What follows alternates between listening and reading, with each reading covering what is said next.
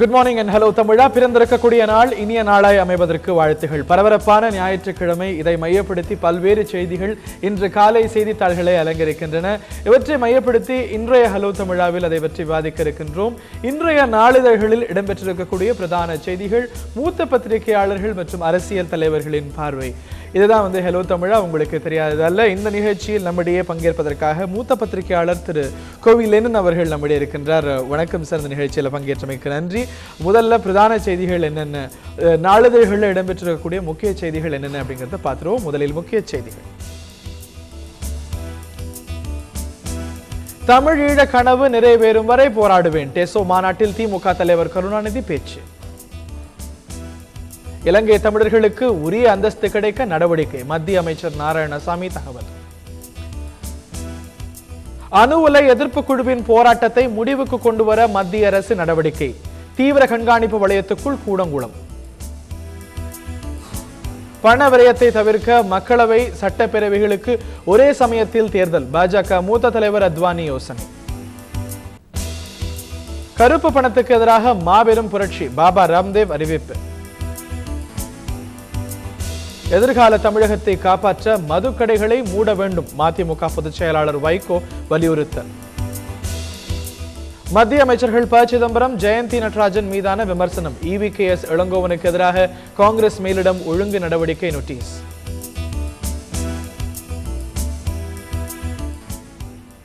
முதல்ல பிரதானமாக எடுத்து பேச போற செய்தி, தமிழ் ஈழக் கனவு நிறைவேறும் வரை போராடுவேன், டெசோ மாநாட்டில் திமுக தலைவர் கருணாநிதி பேச்சு. இது பிரதானமாக எல்லா நாளிதழிலும் இடம்பெற்றிருக்கிறது. பல்வேறு கேள்விகள், டெசோ மாநாடு நடக்குமா, எங்கு நடக்கும், அறிவாலயத்தில் இல்லை YMCA மைதானத்தில் அப்படின்னு நேற்று மதியம் வரைக்கும் தெரியல. காலையில் ஒரு கருத்தரங்கு, ஆய்வரங்கு, அதாவது தீர்மானத்தை டிராஃப்ட் செய்வதற்கான அரங்கெல்லாம் நடைபெற்றது. மாலையில் இது நடந்து முடிந்திருக்கிறது. சர்வதேச தலைவர்கள் கலந்து கொண்டிருக்கிறார்கள். திமுக தலைவர் கருணாநிதியோட பேச்சு எதை காட்டுகிறது என்றால், இந்த ஈழம் அப்படிங்கிற ஒரு விஷயத்தை நாங்கள் ஒத்தி வைத்து விடவில்லை, அதாவது கைவிட்டு விடவில்லை என்று காட்டுகிறது. டெசோ மாநாடு வெற்றி அடைந்ததாக நினைக்கிறீங்களா? பலத்த எதிர்ப்புகள், கடுமையான விமர்சனங்கள், இதுக்கு நடுவில் தான் இந்த டெசோ மாநாடு நடந்திருக்குது. டெசோ மாநாடு வெற்றி அப்படின்னு நீங்கள் பார்த்தீங்கன்னா, ஒரு மாநாட்டை நடத்தி முடிப்பதே ஒரு வெற்றி என்கின்ற அளவில் இதற்கு ஏற்பட்ட இந்த நெருக்கடிகளின் காரணமாக இது வெற்றியாக கொள்ளலாம்.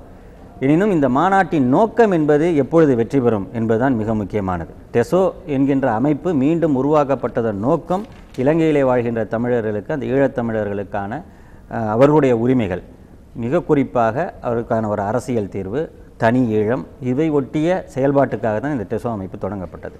அதனுடைய முதல் கூட்டம் அல்லது முதல் மாநாடு இப்பொழுது நடைபெற்றிருக்கிறது. இதில் நிறைவேற்றப்பட்டிருக்கிற தீர்மானங்களை இவர்கள் எப்படி கொண்டு செல்லப் போகிறார்கள், எந்த இடங்களில் இதற்கான தாக்கத்தை உருவாக்கப் போகிறார்கள், அது எப்படி ஈழத்தமிழர்களுக்கான நலன்களை விளைவிக்கப் போகிறது என்பதிலிருந்து தான் இந்த மாநாட்டுடைய வெற்றியை பற்றி நாம் முடிவு செய்ய முடியும். இந்த நிலையில் திமுக தலைவர் கருணாநிதி நேற்று இந்த மாநாட்டில் பேருரையாற்றும் பொழுது என்ன சொன்னார் கேட்போம். உதவி வேண்டி குரல் கொடுத்தார்கள். நேரடியாக தமிழகத்திற்கு இலங்கை தமிழர் இவர்களை எல்லாம் எடுத்துரைத்தார்கள். கட்சி சார்பின்றி தமிழகத்திலே உள்ள தலைவர்களும் தொண்டர்களும் இலங்கை தமிழர்களை காப்பாற்ற ஆதரவு கரம் நீட்டினார்கள்.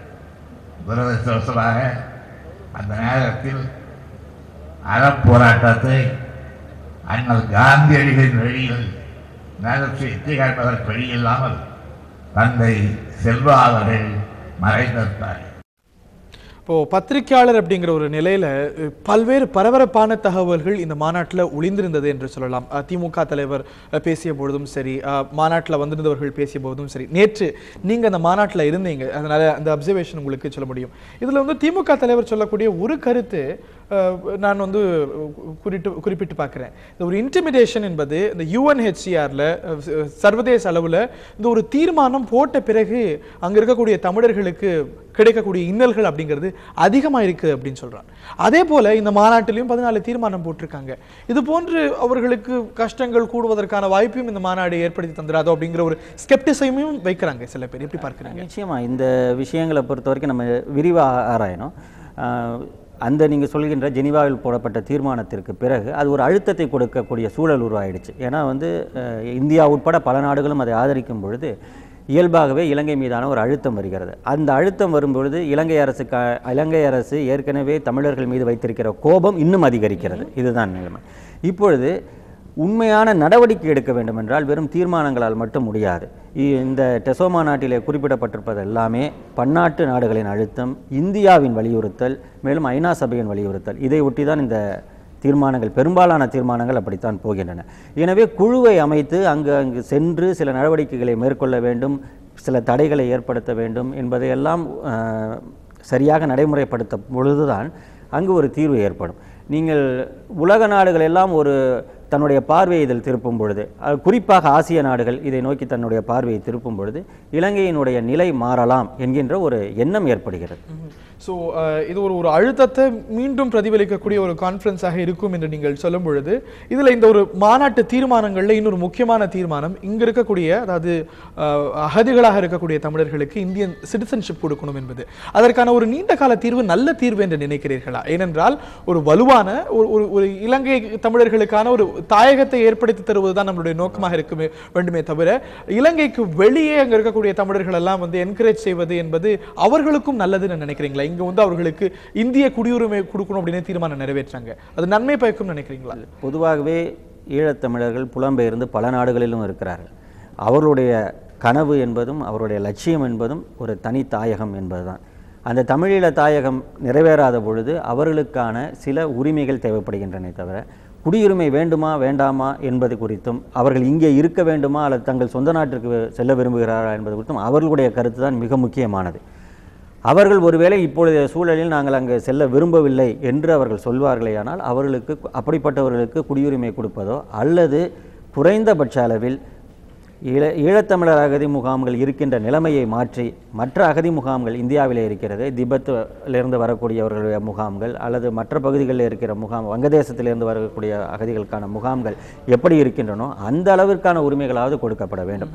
இன்னொரு முக்கியமான விஷயம், நீங்கள் சொல்வது போல இந்த குடியுரிமை பற்றி நேற்று நடந்த அந்த கான்க்ளேவ் என்கின்ற அந்த ஆய்வுக் கூட்டத்திலே, கலந்தாய்வு கூட்டத்திலே மிக தீவிரமாக அது விவாதிக்கப்பட்டிருக்கிறது. பல நாட்டிலிருந்து வந்திருந்த அந்த பிரதிநிதிகளும் இது குறித்து பேசியிருக்கிறார்கள். இது நோக்கம் என்பது தனி தமிழீழம் என்பதாகவும் அவர்களுடைய அரசியல் தீர்வாகவும் தான் இருக்க வேண்டுமே தவிர, இந்த குடியுரிமை என்பது மிக அதிக அளவில் வலியுறுத்தப்பட்டால் அது பல இடங்களிலும் சிக்கலை ஏற்படுத்தவும் வாய்ப்பு இருக்கிறது. ஒரு நோக்கம் டைல்யூட் ஆகுமோ அப்படிங்கிற ஒரு வாதம் வைக்கப்பட்டதாகலாம் தகவல் வரவே. இந்நேரத்தில் மதிமுகவை சேர்ந்த திரு நாஞ்சல் சம்பத் அவர்கள் நம்மிடையே இருக்கிறார். நாஞ்சல் சம்பத் சார், இந்த நிலையில நேற்று திருமாவளவன் அவர்கள் பேசியிருந்தார் இந்த டெசோ மாநாட்டில். அவர் சொல்லும் பொழுது திமுக தலைவர் கருணாநிதியை பல அமைப்புகள் விமர்சிப்பதையே தங்களுடைய வாடிக்கையாக வைத்துக் கொண்டிருக்கின்றன என்பது போன்றெல்லாம் பேசினார். இந்த நேரத்தில் மதிமுக போன்ற அமைப்புகள் எல்லாம் திமுகவுக்கு தோளோடு தோள் நிற்க வேண்டாமா என்கின்ற ஒரு விமர்சனமும் எழுகிறது. எப்படி பார்க்கிறீங்க? அதாவது டெசோ மகாநாடு என்ற மகாநாட்டுக்கு பெயர் சூட்டிவிட்டு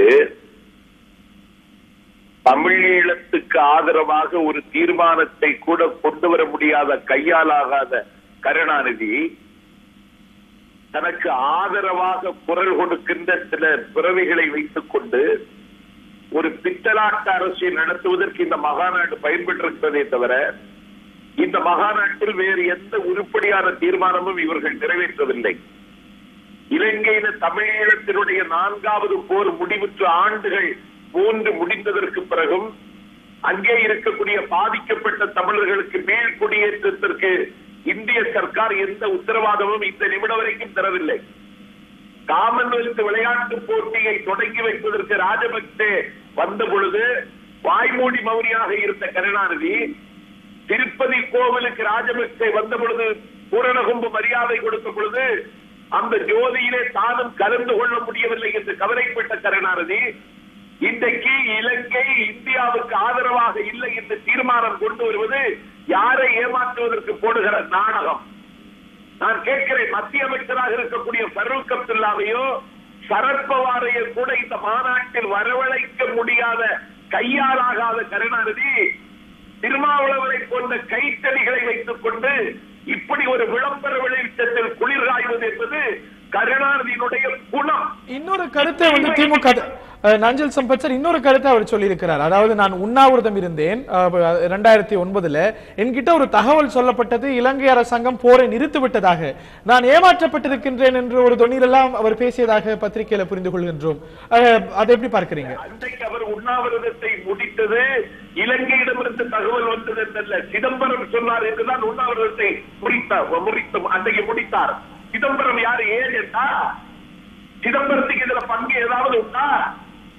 காட்டி கொடுத்தவருடைய பட்டியல சிதம்பரத்திற்கு இடம் உண்டே தவிர சிதம்பரம் சொன்னா உண்ணாவிரதத்தை முடித்திடலாமா? உண்ணாவிரதத்தையே கொச்சைப்படுத்தியவர் கருணாநிதி. ஒபிசான்ஸும் திலீபனும் காந்தியும் உண்ணாவிரதத்திற்கு உலக அரங்கில் புகழ்வத்து தந்தார்கள். அன்றைக்கு 2 மணி நேரம் உண்ணாவிரதம் இருந்து ஈழத்தமிழர்களுக்கு முடிவில்லாத பழியையும் அவமானத்தையும் தந்தவர் கருணாநிதி. இது உங்களுடைய பார்வையாக பார்க்கிறேன். நன்றி திரு நாஞ்சில் சம்பத், உங்களுடைய கருத்துகளுக்கு இந்த நிகழ்ச்சியில் பங்கேற்றமைக்காக. அதே போல இந்த மாநாட்டில் பங்கேற்றவர் டெசோ உறுப்பினரான சுப வீரபாண்டியன் நேற்று இந்த மாநாட்டில் அவர் பேசும்பொழுது கூட சொன்னார், மாநாடு நடத்துவதற்கே போராட வேண்டியிருந்தது, அந்த ஒரு நிலை ஏற்பட்டிருக்கின்றதுன்னு சொல்லியிருக்கிறார். ஆக திரு சுப வீரபாண்டியன் இந்த மாநாட்டை பற்றி என்ன சொல்கிறார்? இதை வெற்றியடைந்ததாக நினைக்கிறாரா? அவரிடம் நாங்கள் ஏற்கனவே நடத்திய ஒரு உரையாடல், அவருடைய தொலைபேசி பதிவை இப்பொழுது கேட்போம். நேற்று மிகச் சிறப்பாக நடைபெற்று முடிந்த டெசோ சார்பில் நடத்தப்பட்ட ஈழத்தமிழர் வாழ்வுரிமை பாதுகாப்பு மாநாடு ஒரு மிகப்பெரிய பயனை எதிர்காலத்தில் தரக்கூடியது என்று நாங்கள் நம்புகிறோம். அம்மாநாட்டில் நிறைவேற்றப்பட்ட தீர்மானங்களும் வரலாற்று முக்கியத்துவம் வாய்ந்தவை. மாநாட்டிலே நிறைவேற்றப்பட்ட தீர்மானங்களை 3 வகையாக நாம் பகுத்து பார்க்கலாம். ஈழ மக்களின் அரசியல் வாழ்வுரிமை சார்ந்த தீர்மானம் ஒன்று, அவர்களின் அடிப்படை உரிமைகளுக்கான தீர்மானங்கள், பிறகு ஈழ மக்கள் தொடர்பான தீர்மானங்கள் என அவற்றை 3ஆக பகுத்துக் கொள்ளலாம். அரசியல் உரிமை பற்றிய தீர்மானம் 4வது தீர்மானமாக நிறைவேற்றப்பட்டிருக்கிறது. தமிழீழ மக்கள் தங்களின் சமூக அரசியல் பண்பாட்டு நிகழ்வுகளுக்கான தீர்வுகளை தாங்களே தீர்மானித்துக் கொள்ளும் வகையில் அவர்களுக்கான முழு உரிமை வழங்கப்பட வேண்டும் என்பதுதான் டெசோ மாநாடு முன்மொழிந்திருக்கிற அவர்களுக்கான அரசியல் தீர்மானம். பிறகு இன்றைக்கு அங்கே நடைபெற்றுக் கொண்டிருக்கிற இராணுவ ஆட்சி, பண்பாட்டு படையெடுப்பு, தொழில் வணிக பறிப்புகள், இவை அனைத்தையும் குறிப்பிட்டு பல்வேறு தீர்மானங்கள் நிறைவேற்றப்பட்டிருக்கின்றன.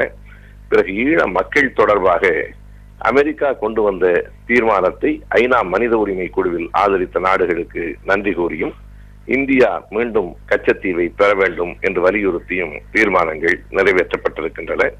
ஜெயலலிதா அரசுக்கும் ராஜபக்ஷ அரசுக்கும் அவர்களுடைய போக்குகளை கண்டித்து 2 கண்டன தீர்மானங்களும் நிறைவேற்றப்பட்டன. இவை தீர்மானங்களினுடைய ஒரு தொகுப்பு என்று கூறினால், அந்த மாநாடு விளைவித்திருக்கிற பெரும் பயன் ஈழச் சிக்கலை வெறும் தமிழ் மக்களின் சிக்கல் என்று பார்க்கிற நிலையிலே இருந்து இது ஒரு மனித உரிமைக்கான சிக்கல், இந்திய அரங்கிலும் உலக அரங்கிலும் பேசப்பட வேண்டிய சிக்கல் என்கிற ஒரு கட்டத்தை நோக்கி நகர்த்துவதையே இந்த மாநாடு நோக்கமாக கொண்டிருந்தது. அந்த நோக்கத்தில் மாநாடு குறிப்பிடத்தக்க அளவு வெற்றியும் பெற்றிருக்கிறது என்று கூற வேண்டும். இப்படி இதை உலக அரங்கில் இந்த சிக்கலை கொண்டு போய் நிறுத்தி உலக நாடுகளின் அழுத்தத்தை இலங்கை அரசின் மீது கொண்டு வந்து ஐக்கிய நாடுகள் அவையின் மூலமாக ஒரு நல்ல தீர்வை ஈழ மக்களுக்கு கொண்டு வர வேண்டும் என்கிற நோக்கத்தை மாநாடு கொண்டிருந்தது. 2009 மே மாதம் நடைபெற்ற மிகப்பெரிய மனிதகுல படுகொலையை கண்டித்தும் அதற்கு காரணமானவர்களை சர்வதேச நீதிமன்றத்தின் குற்றவாளி கூண்டில் நிறுத்தி அவர்களை தண்டிக்க வேண்டும் என்றும் மாநாடு கோரியிருக்கிறது. இது ஈழத் தமிழர்களின் துயர் துடைக்க அந்த முயற்சியில் தொடங்கி இருக்கும் முதல் நிகழ்வு. தொடர்ந்து இந்த பாதையில் நடையிட வேண்டும் என்று டெசோ உறுப்பினர்கள் அனைவரும் உறுதியாக கருதுகிறோம். திரு சுப வீரபாண்டியன் நமக்கு அளித்த ஒரு தொலைபேசி பேட்டியை கேட்டோம். இப்பொழுது அவர் வெற்றி பெற்றிருப்பதாக சொல்கின்றார். திரு நாஞ்சில் சம்பத் ஒரு பாயிண்ட் ரைஸ் பண்ணார். ஃபரூக் அப்துல்லா வருவதாக இருந்தது, சரத்பவார் வருவதாக இருந்தது, இந்திய அமைச்சர்கள் கூட வருவதற்கு தயங்கக்கூடிய ஒரு மாநாடாக இது இருந்தது என்று பார்க்கும் பொழுது எந்த அளவில் இந்திய வெளியுறவு கொள்கைகளில் இது மாற்றம் ஏற்படுத்தும் என்பது மதிமுக போன்ற அமைப்புகளுடைய கேள்வியாக இருக்கிறது. இந்த கேள்வி நியாயமாக படவில்லையா? இந்திய வெளியுறவு கொள்கையில் மாற்றம் ஏற்படுத்தப்பட வேண்டும் என்பதுதான் இவர்கள் வைத்திருக்கிற இந்த தீர்மானங்கள் சொல்கின்றன. அதாவது நீங்கள் கேட்டது போல இந்திய அரசு ஆரம்பத்திலிருந்தே சொல்கிறது, இலங்கை இறையாண்மைக்கு எதிராகவோ அந்த நாட்டின் பிரிவினை தூண்டும் வகையிலோ எந்த கருத்தையும் வெளிப்படுத்தக்கூடாது என்பதை தொடர்ந்து அதை சொல்லிக் கொண்டு வருகிறது. அப்படி இந்தியாவுடைய நிலைப்பாடு அப்படியாக இருக்கும் பொழுது இந்திய அரசியல் சாசனத்தின்படி பதவியேற்பு உறுதிமொழி எடுத்துக்கொண்ட அமைச்சர்கள் இந்த நிகழ்ச்சியிலே பங்கேற்பது பொருத்தமாக இருக்க முடியாது. அது அவர்களுக்கு சிக்கலையும் ஏற்படுத்தக்கூடும். அதனால்தான் நீங்கள் குறிப்பிடுகின்ற 2 மத்திய அமைச்சர்களுமே தங்களுடைய கட்சியின் சார்பிலான பிரதிநிதிகளை, அதாவது நாடாளுமன்ற உறுப்பினர்கள் போன்றவர்களை அனுப்பியிருந்தார்கள். அவர்கள் தங்கள் கருத்துக்களை சொல்லியிருக்கிறார்கள். அரசியல் கண்ணோட்டமாக பார்க்கும் பொழுது ஒருவர் மீது ஒருவர் குற்றம் சாட்டிக்கொள்ள ஈழப் பிரச்சனையில் ஏராளமானவை இருக்கிறது. நாஞ்சில் சம்பத் குறிப்பிட்டது மட்டுமல்ல, அவரை சொன்னாலே இன்னும் 1 மணி நேரத்திற்கு அவர் பல தகவல்களை சொல்லிக் கொண்டு போவார். அந்த உண்ணாவிரதம் பற்றி எல்லாம் சொன்னார்கள். 2 மணி நேரம் என்று காலை 6 மணியிலிருந்து இது வந்து அரசியல் சாசனப்படி அவர்களுக்கு நெருடல் ஏற்படுத்தலாம் என்று சொல்லும் பொழுது தனியிடம் வேண்டிதான் இந்த ஒரு டெசோ அமைப்பை ரிட்ரீவ் செய்யறேன்னு சொல்லும் பொழுது ஒப்புக்கொண்ட அந்த மத்திய அமைச்சர்கள் ஏன் வரவில்லை என்ற ஒரு கேள்வி பலத்த ஒரு கேள்வியோடு எழும்பியிருக்கிறது. இந்த நிலையில பல்வேறு எதிர்ப்புகள், பல்வேறு சவால்களுக்கு இடையே இந்த மாநாடு நடந்து முடிந்திருக்கிறது. ஆக இது ஏற்படுத்தக்கூடிய மாற்றங்கள் என்ன, அதை பொறுத்திருந்தான் பார்க்க வேண்டும். இன்னும் பல்வேறு செய்திகள் காத்துக் கொண்டிருக்கின்றன. ஆனால் அதற்கு முன்பாக ஹலோ தமிழாவில் தொடர்வது ஒரு சிறிய இடைவேளை.